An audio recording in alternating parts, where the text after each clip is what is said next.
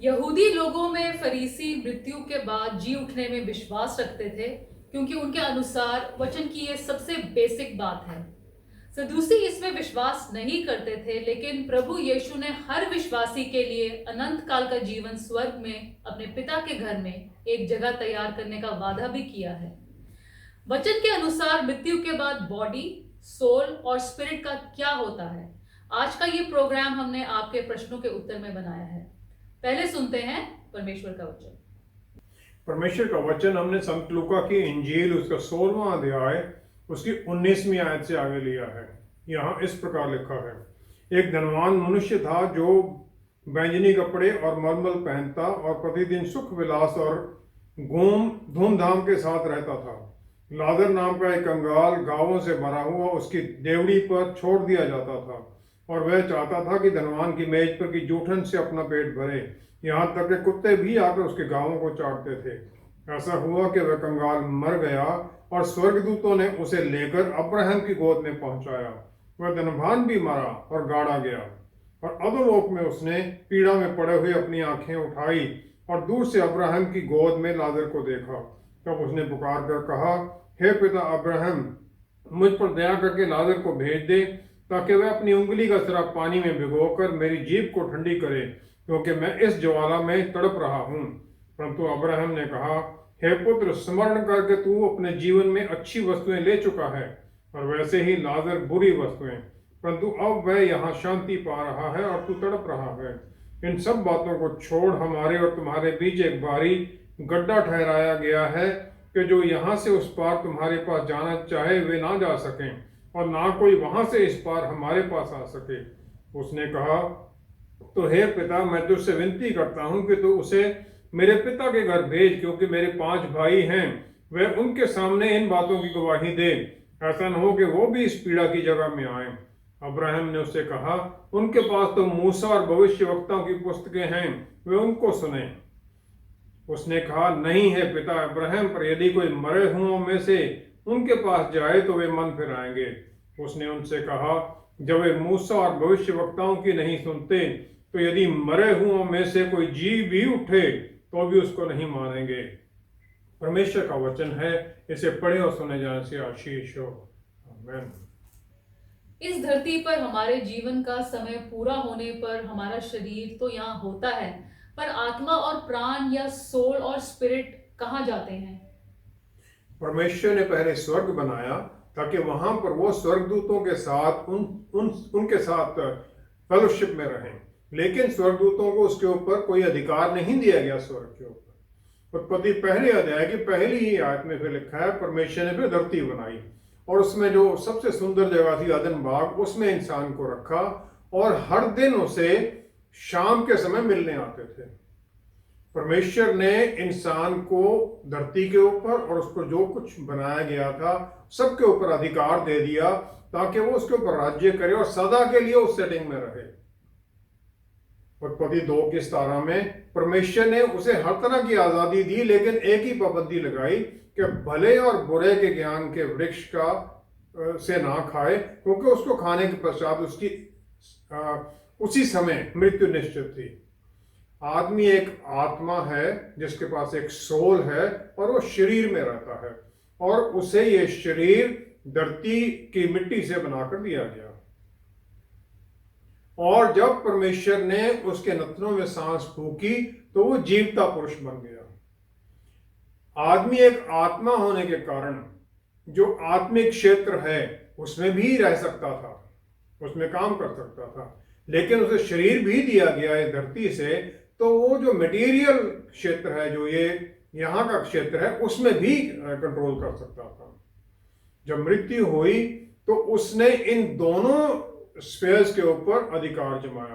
पहले तो आत्मिक मृत्यु हुई, जो कि परमेश्वर से अलहदगी के कारण हो गई, उनके ज्ञान से अलहदगी हो जाना, उनसे अलहदगी हो जाना, जो हम ज्ञान उनके साथ फेलोशिप के द्वारा प्राप्त करता था, आदम और ईव। और फिर हुई शारीरिक मृत्यु जो बाद में आई। इंसान की जो हिस्ट्री है वो 2 स्टेजेस में बांटी जा सकती है।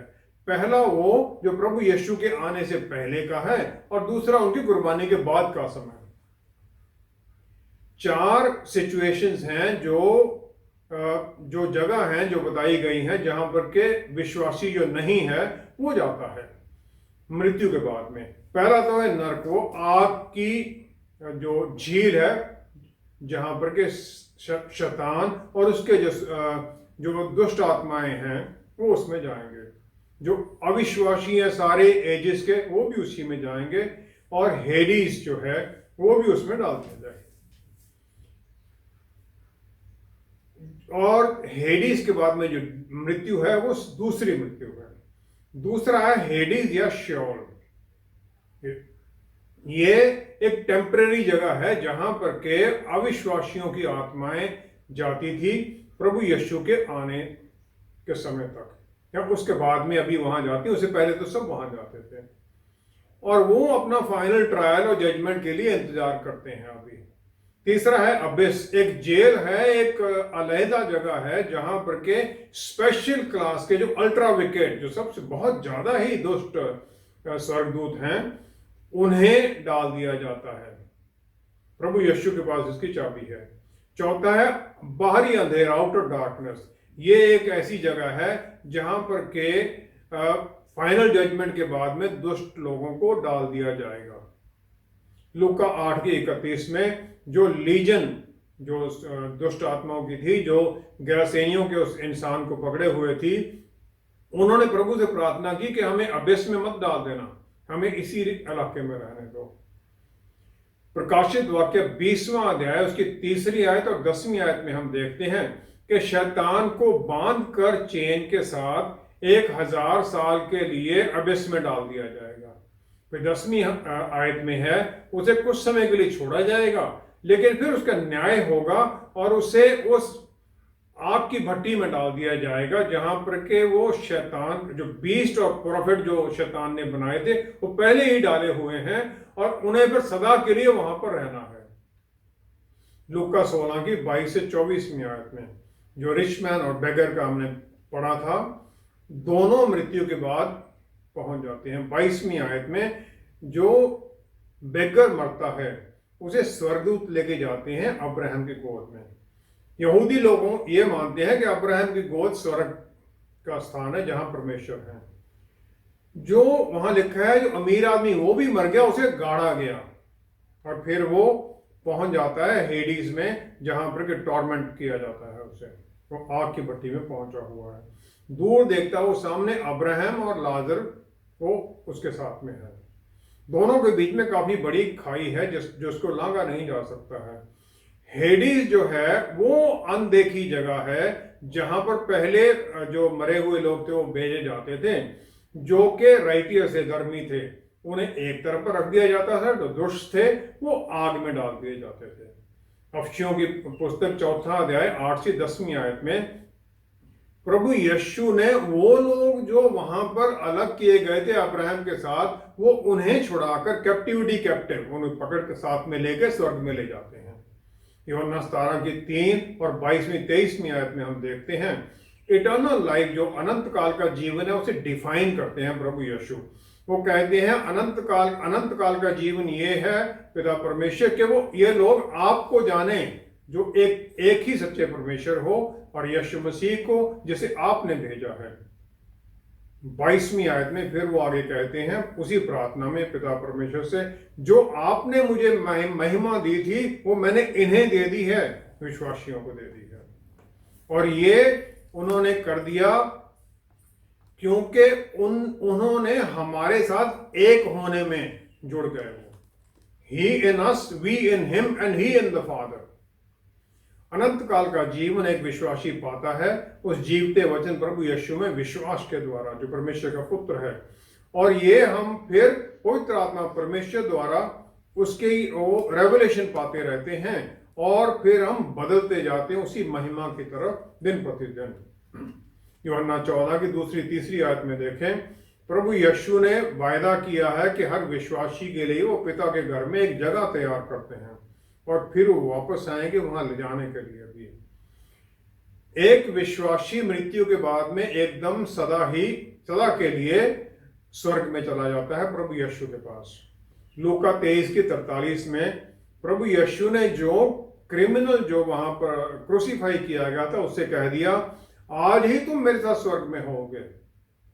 वरना 20:17 में उन्होंने मेरी मैगडलीन को लेकिन ये कहा कि जो मेरी मैगडलीन जिसने पहला औरत है या इंसान है जिसने प्रभु यीशु को जी उठने के बाद देखा, उन्होंने कहा do not cling to me, मुझे पकड़ो मत, क्योंकि मैं अभी अपने पिता के पास नहीं गया हूं।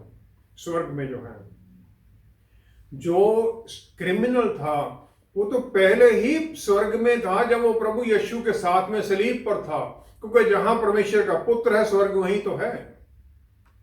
पैराडाइज जो जहां पर वो बताया गया कि लेके जाएंगे, पैराडीजो इसका मतलब है इसका ग्रीक भाषा के शब्द का एनक्लोजर, कोई अलग जगह हो, एक बाग हो या पार्क हो। और बहुत लोग ये मानते हैं पहला पत्रस 3:18-19 के अनुसार कि प्रभु यीशु ने जाकर उन आत्माओं को प्रचार किया जो कि दुष्ट आत्माएं हेडीज में थी, नरक में थी। जो वो थीफ था, जो क्रिमिनल था, वो उस एनक्लोजर में शायद चला गया जहां पर अब्राहम और दूसरे लोग थे, जब तक कि प्रभु यीशु तीसरे दिन फिर स्वर्ग में उठाए नहीं गए। पहला कुरिन्थियों 15वां अध्याय 20वीं आयत में प्रभु यीशु का जी उठना पौलुस रसूल के द्वारा फर्स्ट फ्रूट, पहला फल है परमेश्वर के सामने जो मृत्यु हो जाते हैं उनकी तरफ से। वो पहला फल जाते हैं, हम सब जो मृत्यु पाए हुए लोग थे पुराने, उनका पहला फल, फर्स्ट फ्रूट वो है। उनके स्वर्ग में जाने के बाद में ही कोई दूसरे जा सकते थे स्वर्ग में, और फिर वो लेके जाते हैं सबको, क्योंकि उन्होंने रास्ता खोल दिया है। अब सब विश्वासी मृत्यु के बाद एकदम स्वर्ग में पहुंच जाते हैं।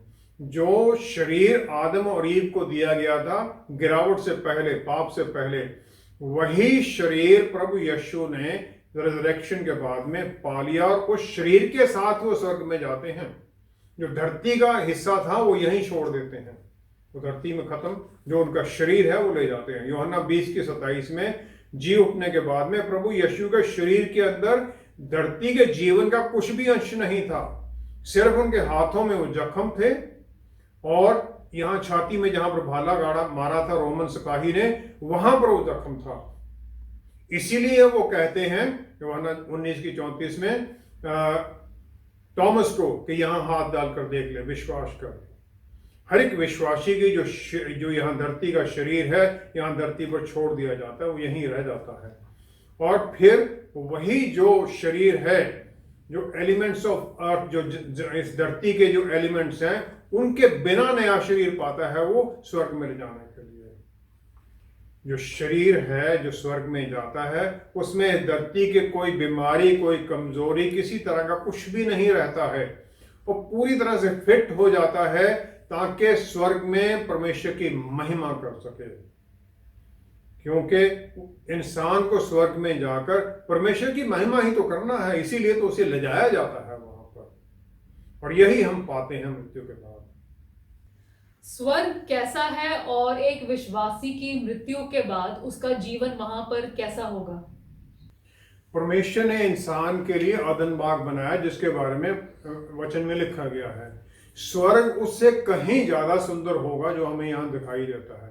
पहला कुरिन्थियों 2 अध्याय 9वीं आयत में पौलुस रसूल ने ये कहा, यशाया नबी को उन्होंने कोट किया, जो बातें आंखों ने नहीं देखी और कान ने नहीं सुनी और जो बातें मनुष्य के चित्त में नहीं चढ़ी, वे ही हैं जो परमेश्वर ने अपने प्रेम रखने वालों के लिए तैयार की हैं। परमेश्वर ने ऐसी वंडरफुल गिफ्ट्स जो हैं वो तैयार कर रखे हैं। वो इटर्नल लाइफ में परमेश्वर के साथ स्वर्ग में भी होंगे, यहाँ पर भी वो गिफ्ट दिए गए हैं। और सबसे बड़ा गिफ्ट तो उन्होंने अपना पुत्र ही हमें दे दिया इस जीवन में, हमें वो आशीषें देने के लिए, और उसके बाद में पवित्र आत्मा परमेश्वर हमें दे दिए जो कि हमें यहाँ पर जीना सिखाते हैं। प्रकाशित वाक्य 21वां अध्याय 9 से 26वीं आयत तक यूहन्ना रसूल को रेवलेशन दिया गया, नए यरूशलेम जो पवित्र शहर है, जो कि धरती पर परमेश्वर का जो घर होगा वो बनेगा, वो आएगा यहाँ पर। 18वीं आयत में लिखा गया है उसकी, उस शहर पना यशब की बनी थी और नगर ऐसे शुद्ध सोने का था जो स्वच्छ कांच के समान हो। सोना जो कांच की तरह चमकता था। 22वीं 23वीं आयत में लिखा है, उसमें वो स्वच्छ कांच के समान शुद्ध सोने की थी और उसमें कोई मंदिर ना देखा, क्योंकि सर्वशक्तिमान प्रभु परमेश्वर और मेमना उसका मंदिर है। उस नगर में सूर्य और चांद के उजाले की आवश्यकता नहीं, क्योंकि परमेश्वर का तेज से उसमें उजाला हो रहा है और मेमना उसका दीपक है। प्रभु यीशु उसमें लाइट है, उनकी महिमा की रोशनी है। उत्पत्ति में कहा गया रोशनी हो जाए, प्रभु यीशु की रोशनी, महिमा की रोशनी वहां हो जाती है, जो कि नए उसमें भी होगी। उसके 12 गेट हैं जो कि पर्ल मोतियों के बने हुए हैं। ये हमारी समझ से बाहर है कितने बड़े मोती होंगे वो। दूसरा कृतियों 12वां अध्याय पहली आयत, पहली से चौथी आयत तक, पौलुस रसूल को स्वर्ग में थर्ड हेवन में उठा लिया गया और फिर उन्होंने वहां वो चीजें सुनी, वो कहते जो इंसान को अपनी जुबान पर लाना सही नहीं है। एक अमेरिकन दूसरे वर्ल्ड वॉर से पहले रशिया में चला गया फोर्ड कंपनी से, और फिर लड़ाई में वो फंस गया और उन्होंने उसे अरेस्ट करके साइबेरिया में भेज दिया, गुलाग में, जेल में। वहां वो जेल खुली है, रहते हुए उसने वहां एक लोकल लेडी से शादी कर ली और उसके एक बच्ची हुई लड़की, जहां पर के बहुत ज्यादा खाने की कमी थी। एक तो युद्ध था और वैसे भी साइबेरिया में कमी थी। वो अमेरिकन अपनी छोटी बच्ची को बताए अपने मुल्क के, अमेरिका के बारे में, वहां कैसे सब कुछ था, लेकिन वो लड़की को कुछ समझ ना आए, कैसे कॉम्प्रिहेंड करे उसे। फाइनली एक दिन उस लड़की ने कह दिया, क्या पिता, अमेरिका में रात को सोने से पहले 2 आलू खाने के लिए मिलते हैं ताकि भरपेट खा सकें। इसी प्रकार हम लोग जो इस फॉलन वर्ल्ड में जिन्होंने जन्म लिया है, इस गिरावट वाली जगह में जन्म लिया है, हमारे लिए उस स्वर्ग की महिमा को समझ पाना असंभव है। नरक और उसकी आग के बारे में वचन में कई जगह लिखा गया है, लेकिन स्वर्ग के बारे में डिटेल बहुत कम है। प्रकाशित वाक्य 4 अध्याय 8वीं आयत में 4 जीवते प्राणी हैं जिनके 6 पंख हैं और चारों तरफ उनके आंखें ही आंखें हैं, और वो ये गाने से कभी थकते नहीं हैं, पवित्र पवित्र पवित्र is lord God almighty who was and is and who is to come. थकते नहीं हो ये गाते हुए।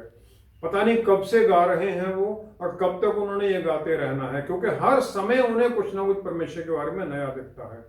उनका बल उनके पंखों में है, 6 पंख हैं लेकिन 2 ही इस्तेमाल करते हैं वो।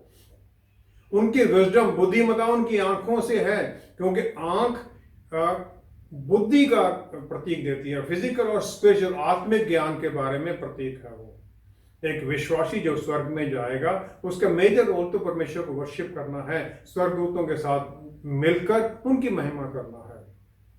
ये जो प्रोग्राम है ये हमने कुछ जो हमें सवाल भेजे गए थे आप लोगों की तरफ से उसके कारण बनाया गया। उसमें एक सवाल ये भी था कि जो हमसे पहले मर गए हैं क्या हम उनसे स्वर्ग में मिलेंगे?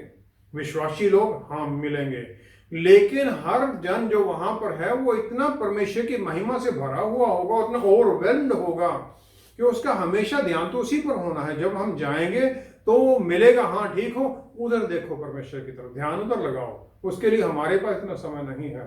हम एक दूसरे को पहचानेंगे लेकिन फोकस परमेश्वर पर ही रहेगा, एक दूसरे पर नहीं। क्या जो मर गए हैं वो जो यहाँ जीवते हैं उनके सपनों में आकर या विजन के द्वारा उन्हें कुछ बताते हैं?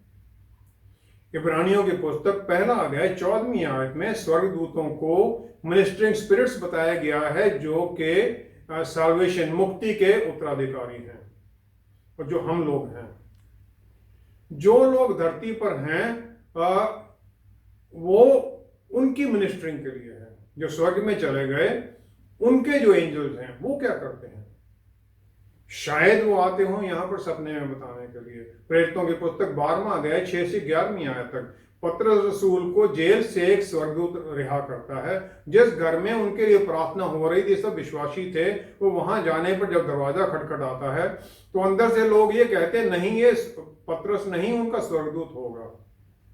जो जिंदा विश्वासी है उसका भी स्वर्गदूत जो है शायद उसे सांत्वना देने के लिए उसके सपने में उसे कोई संदेश देता हो परमेश्वर की तरफ से। लेकिन जो वहां चले गए हैं उनका आना यहाँ पर मेरे ख्याल में असंभव है। हालांकि 1 शमूएल 28 की 14 से 19वीं आयत तक प्रॉफिट शमूएल को वो जो मीडियम है सैमुअल उनको जो के राजा सौल के कहने पर बुला लेती है। परमेश्वर ने शायद वो परमिट कर दिया ताकि सॉल को उसके फाइनल रिजेक्शन जो है उसके बारे में बता दिया जाए और उसे बता दिया जाए कि तू अभी मरने वाला है इस लड़ाई में। व्यवस्था विवरण 18वां अध्याय 10वीं 11वीं आयत में उसमें ये सब डिवाइनेशन, भावी कहने वाला या शुभ अशुभ मुहूर्तों का मानने वाला या टोना या तांत्रिक या बाजीगर या ओझों से पूछने वाला या भूत साधने वाला या भूतों को जगाने वाला, ये सब पाप माने गए हैं। परमेश्वर ये नहीं चाहते कि कोई भी इसमें करे। इसलिए किसी भी तरह से जो मर गए हैं उन्हें वापस बुला के कुछ पूछने की कोशिश करना सबसे बड़ा पाप है। जो मर गए हैं, क्या वो जो यहां जीवित हैं उनके लिए स्वर्ग में प्रार्थना करते हैं?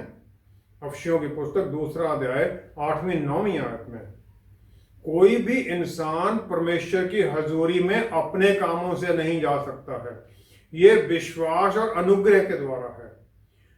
जो मर गए हैं, जो भी स्वर्ग में हैं, वो तो सीधा परमेश्वर के अनुग्रह का काम वहां देख रहे हैं।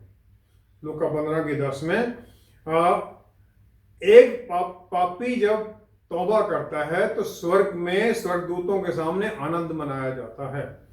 तो जो वहां पर स्वर्ग में है वो ऐसा आनंद देखते हैं, परमेश्वर की अनुग्रह का काम लोगों में होता हुआ देखते हैं और विश्वास से बढ़ जाते हैं कि जो पीछे मेरे परिवार के लोग हैं उन्हें भी परमेश्वर इसी प्रकार लेके आएंगे।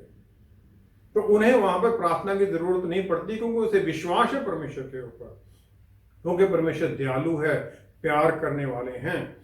तो जो मृत्यु मर गए हैं वो परमेश्वर के जो स्वर्ग में उनकी गवर्नमेंट है उसके ऊपर पूरे विश्वास में हैं, क्योंकि वो जानते हैं कि परमेश्वर जो पीछे रह गए हैं उन पर भी इसी प्रकार अनुग्रह करेंगे, इसी प्रकार दया करेंगे। और इसी विश्वास में हमें भी बना रहना है कि हम पर वो दया करेंगे और उनके वचन पक्के हैं। उन सच्चे वचनों के अनुसार हम भी वहीं पहुंचेंगे और उनसे मिलेंगे जो हमसे पहले चले गए हैं। किसी की मृत्यु के बाद क्या उनके लिए कोई खास प्रेयर मीटिंग कराना जरूरी है? क्या हमारे दुख मनाने से उन्हें स्वर्ग में दुख पहुंचता है? हर एक धर्म में किसी के मृत्यु के बाद में एक प्रेयर प्रार्थना सभा करने का आदेश है। इसके 3 मकसद हैं। पहला तो यह है कि परमेश्वर की उनके लिए इंटरवेंशन मांगना कि जो चले गए हैं उन्हें स्वर्ग में जगह दो, यही प्रार्थना की जाती है। दूसरा यह है कि जो मृत्यु पा गए हैं उन्हें अनंत काल की शांति दे दीजिए, ताकि वो, तीसरा है जो यहां पर रह गए हैं उनको भी शांति दो, उन्हें सांत्वना दो, ताकि वो जो चला गया उसके लॉस को बेयर कर सकें। एक विश्वासी परिवार क्या करता है, वो भी दुख मनाता है और दुख में फिर वो मेमोरियल सर्विस करता है। चर्च में मेमोरियल सर्विस होती है मरने वाले के लिए। उसका भी 3 एम है। पहला ये है परमेश्वर का धन्यवाद करना जो चले गए हैं उनके जीवन के लिए, कि उन्होंने, परमेश्वर ने उन्हें एक स्वर्ग में जगह दे दी है, जो कि प्रभु यीशु ने जिसका वायदा भी किया था। परमेश्वर का हम धन्यवाद करते हैं। दूसरा ये है जो चले गए हैं उनकी अच्छाइयों के बारे में बात करना, उनके विश्वास के बारे में बात करना, ताकि उनके जो काम थे उनको देखकर दूसरे लोग भी उत्साहित हों वो अच्छे काम करने के लिए। और तीसरा है वही कि जो यहाँ रह गए हैं उन्हें सांत्वना मिले, परमेश्वर से प्रार्थना करना जो यहाँ पर है इनके मन में शांति भर जाए। जो मेमोरियल सर्विस है वो जो मृत्यु पा गए हैं उनके जीवन को सेलिब्रेट करना है और परमेश्वर का धन्यवाद करना है उनके जीवन के द्वारा हमें जो आशीषें मिली हैं। जो मृत्यु पा गए हैं उनके बारे में मॉर्निंग की सभा नहीं है, ये परमेश्वर की आशीषें मांगने की सभा नहीं है कि उन्हें स्वर्ग में ले जाना, क्योंकि प्रभु यीशु ने यूहन्ना 14 की 2-3 में इसका तो वादा पहले ही कर दिया है कि मैं जगह तैयार करता हूं वहां पर। अब सवाल है, जब हम यहां दुख मनाते हैं जो स्वर्ग में चले गए हैं उनको कोई दुख होता है? पहला यूहन्ना 3 की 13-14 आयत में लिखा है, प्रभु यीशु के ऊपर विश्वास के द्वारा हमने मृत्यु से जीवन में प्रवेश कर लिया है। मृत्यु से जीवन में, इटर्नल लाइफ में हम पहुंच गए हैं प्रभु यीशु पर विश्वास के द्वारा। और ये जो बदलाव है यहाँ धरती पर आ जाता है और ये हम यहाँ जी रहे हैं विश्वास के अंदर। प्रेरितों की पुस्तक 9वां अध्याय 3 से 8वीं आयत को अगर हम देखें, सौल जा रहा है दमिश्क में और दोपहर का समय रास्ते में उसे वो परमेश्वर की महिमा की रोशनी दोपहर में उसके ऊपर चमकती है। प्रभु यीशु उसके ऊपर आ जाते हैं और उसकी आंखें अंधी हो जाती हैं। दोपहर के समय में रोशनी इतनी ज्यादा है प्रभु यीशु की महिमा की कि उसे कुछ दिखाई नहीं देता है। जो स्वर्ग में चले गए हैं, वो जो परमेश्वर की हजूरी में हैं, वो कितनी महिमा की रोशनी देख रहे होंगे, कितना वो पूरी तरह से घिरे हुए होंगे उस रोशनी से। सौल अपने जो पुराने उसके दोस्त थे, मित्र थे, जो पुराने नियम जिनके से उसने सीखा था, सबको भूल जाता है। जो स्वर्ग में चले गए, उनकी महिमा में रह रहे हैं, वो कैसे किसी को याद रखेंगे। सबोपदेशक की पुस्तक 9वां अध्याय 10वीं आयत में लिखा है, जो काम तुझे मिले उसे अपनी शक्ति भर करना, क्योंकि अधोलोक में जहां तू जाने वाला है, ना काम, ना युक्ति, ना ज्ञान और ना बुद्धि है। ये सोलोमन ने कहा। इसका मतलब ये नहीं जो स्वर्ग में चले गए हैं वो बेवकूफ बन गए हैं, लेकिन इसका मतलब ये है कि वो परमेश्वर की महिमा और अनुग्रह का जो प्रकाश देखते हैं, तो उनका स्वर्ग का आनंद जो है कोई भी चीज छीन नहीं सकती है, कुछ भी उनसे ये छीन नहीं सकता है। और जो हमारे पास है वो हम यहीं पर है हमारे जीवन में, जो हम करना चाहते हैं, परमेश्वर के प्यार को जाहिर करना, दूसरों को वचन सुनाना, किसी दूसरे के लिए भलाई के काम करना। प्रभु यीशु मुक्तिदाता बनकर हमारे पास आए, हम अपने आप को उनके सामने समर्पित कर दें। कुछ पता नहीं अगला सांस आएगा कि नहीं आएगा, क्योंकि परमेश्वर का पुत्र ही है जो हमें स्वर्ग में ले जा सकता है, वो अनंत काल का जीवन दे सकता है। और ये हम विश्वास के द्वारा पाते हैं, कुछ करने के द्वारा नहीं पाते हैं। और इस अश्योरेंस के साथ फिर हम सेलिब्रेट करते हैं, जो किसी भी पापी को छुड़ाने के बाद में जिस प्रकार स्वर्ग में सेलिब्रेट होता है, इसी प्रकार फिर हम भी यहाँ करते हैं। इसलिए फिर यहाँ धरती पर ही हम स्वर्ग में रहने लग जाते हैं, परमेश्वर की आत्मा की गाइडेंस में, उनके बल और शक्ति में। आइए हम प्रार्थना करें। पिता परमेश्वर, आपका धन्यवाद है हर आशीष के लिए जो हमारे साथ से बिछड़ कर चले गए हैं। हम आशीषित हैं कि वो आपकी महिमा और आशीषों में भरे हुए हैं, महिमा के गीत गाते हैं, स्वर्गदूतों के साथ मिले हुए हैं। हम भी इसी विश्वास में आगे बढ़ते हैं। हमें आत्मा द्वारा बल और शक्ति दीजिए, ज्ञान दीजिए, ताकि हम आपका वचन दूसरों को सुनाने वाले हों। सारी महिमा आपको देते हुए पिता परमेश्वर सब कुछ आपके प्यारे बेटे प्रभु यीशु के पवित्र नाम में मांगते हैं। आमीन, आमीन, आमीन। वचन के अनुसार प्रभु यीशु ने सिर्फ हमारे पापों की माफी दिलाकर हमें पिता परमेश्वर से ही नहीं जोड़ा है, बल्कि साथ साथ हमारे जीवन को एक मकसद, एक दिशा दे दी। इस नए जीवन में फिर हम स्वर्ग राज्य की बातें दूसरों को बताने लगते हैं, क्योंकि हमें तो ये गारंटी प्रभु यीशु से मिल ही चुकी है कि हमारे लिए स्वर्ग में एक स्थान तैयार है। हमारे साथ दोबारा जुड़ने के लिए आपका बहुत धन्यवाद। अगले हफ्ते आपसे फिर मुलाकात होगी। Until then, stay blessed. Shalom.